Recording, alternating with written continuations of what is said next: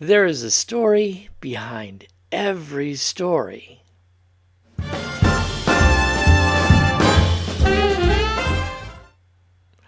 Hi, I'm Alan Steadham, and I wanted to get back into some author topics, and this one seemed like a fun idea.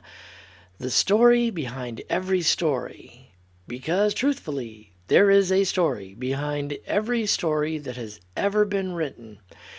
And sometimes it's simple, sometimes it's complex, sometimes it's just the author said, hey, I want to write this kind of story.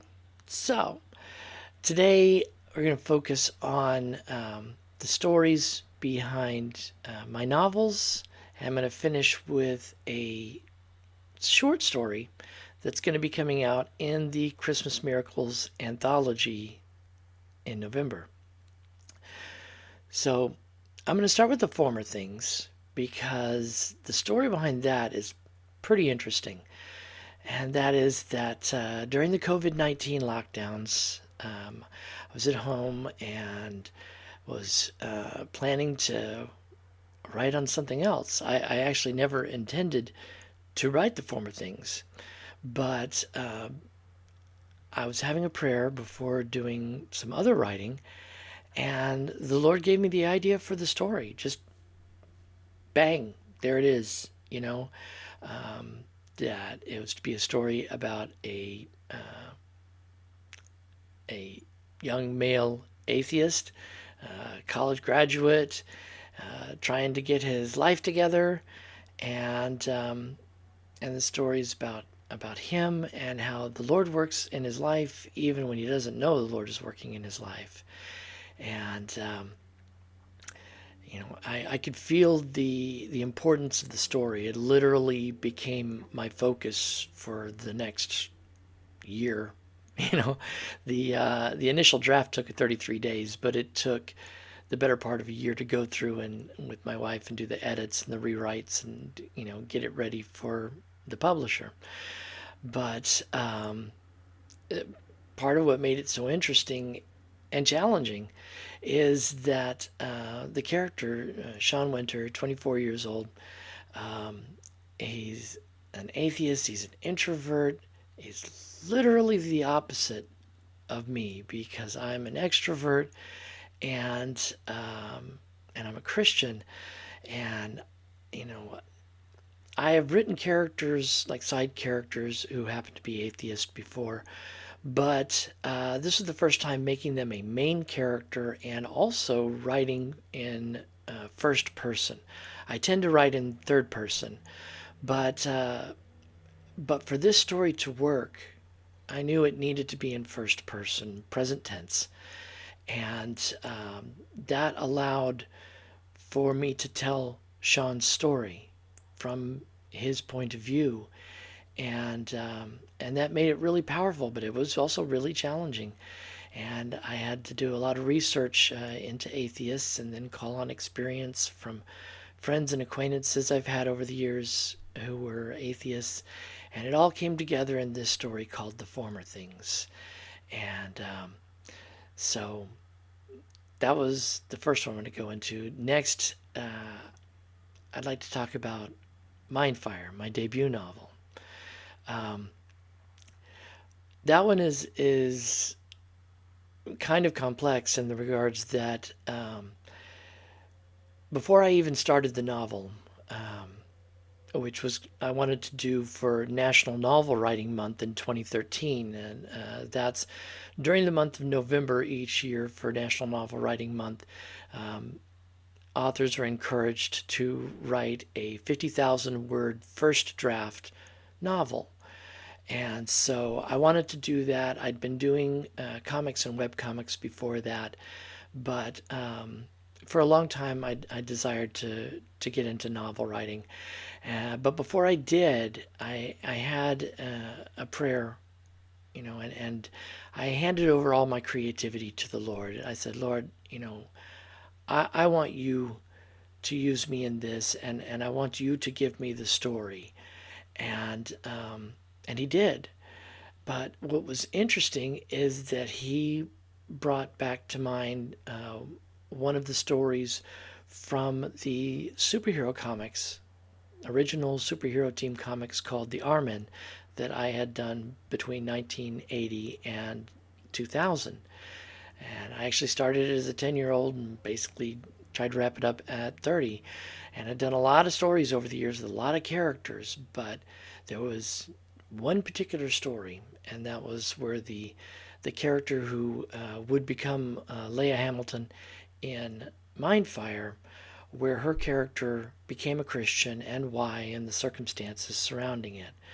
Um, and I was really honored by that the Lord would take something that had meant so much to me, in my formative years and college years and into adulthood, um, and give me the opportunity to craft a Christian fiction story. As I told the Lord, I didn't want to do anything but Christian fiction going forward. That was part of the handing over of my creativity. And so, he gave me that. He guided me in that. Showed me how to make it for the present day in 2013, how to discard the things that weren't needed and keep the things that were, and introduce new elements, and bring it all together into this superhero thriller called Mindfire. Now, after I finished Mindfire, um, I wanted to do a fantasy novel. And because I'd never done that before, I'd never written fantasy. I've read fantasy, but I had never actually written it. And the funny thing is, as I started writing this, I wanted to do it as a serialized novel on Wattpad. And nothing against Wattpad, but that just wasn't the format for me. And I found out soon that the Lord intended for that to be a novel that would be called Jordan's World, and that would be part of a series called the Jordan of Algoran Series, and it was a science fantasy series. So combining science fiction with fantasy, and I've always been a sci-fi geek. I've never attempted to hide that, but the story for the Jordan of Algoran series, starting with Jordan's World, was about a young woman who she and her mother were abducted by aliens and taken through this portal to another world called Algoran. And what the story showed was that God isn't just the God. He's not just for Earth. He's not limited. He's the God of the universe, the God of all creation. And so this story showed that God can reach you no matter where you are. And in this case, Jordan Lewis was on an alien world, but he was still able to reach her and help to shape her life. And it was really amazing series to do, because after Jordan's World, the sequels were Jordan's Arrow and Jordan's Deliverance. And we've even got one planned in the future, but it's not written yet. Um, and lastly, I want to talk about a short story called Rescue a Christmas Story. And this is actually the first short story I ever wrote back in either late 2018 or early 2019. And is a slice of life story, Christmas based, and takes place in a small Texas town. It has a male and a female protagonist in it. They come from very different backgrounds, but they're both from this little town. And it was an interesting story, short. The original version was about 3,700 words, and pretty basic, but it had the beginning, the middle, and the end, and got good reception from it. And actually, when I created my author website and created my newsletter and tied it into to my author website at alansteadham.com, that when people sign up for the newsletter, they would get a free short story from me. And initially, Rescue a Christmas Story was the story that I sent out. But then a little later, had opportunity to be involved in the Christmas Miracles anthology project.